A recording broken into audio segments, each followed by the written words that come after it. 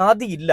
എന്നാൽ തൊട്ട് അടുത്തിരിക്കുന്ന ആൾ വരെ ജാതി പറഞ്ഞിട്ടിരിക്കുകയായിരിക്കും. നമ്മൾ കണ്ടതാണ് കഴിഞ്ഞ ദിവസം കേരള സർവകലാശാലയിൽ, തിരുവനന്തപുരത്ത് തന്നെയാണല്ലോ, കേരള സർവകലാശാലയിൽ ആ സർവകലാശാല മുറ്റത്ത് നിന്നുകൊണ്ട് ഒരു ബി.ജെ.പി നേതാവ് പറയുന്നുണ്ട്, ഇവിടുത്തെ ഒരു ഒരു ടീച്ചർ, അതായത് ജാതി അധിക്ഷേപം നടത്തിയൊരു ടീച്ചറിനെ സപ്പോർട്ട് ചെയ്യാൻ വന്നിരിക്കുകയാണ്. എന്നിട്ട് പറയാണ് ടീച്ചറിന്റെ വീട്ടിൽ ചോറ് വിളമ്പി കൊടുക്കുന്നത് ഒരു പിന്നോക്ക വിഭാഗത്തിൽപ്പെട്ട ദളിത് വിഭാഗത്തിൽപ്പെട്ട ഒരാളാണെന്നുള്ള എത്ര പേർക്ക് അറിയാമെന്ന്.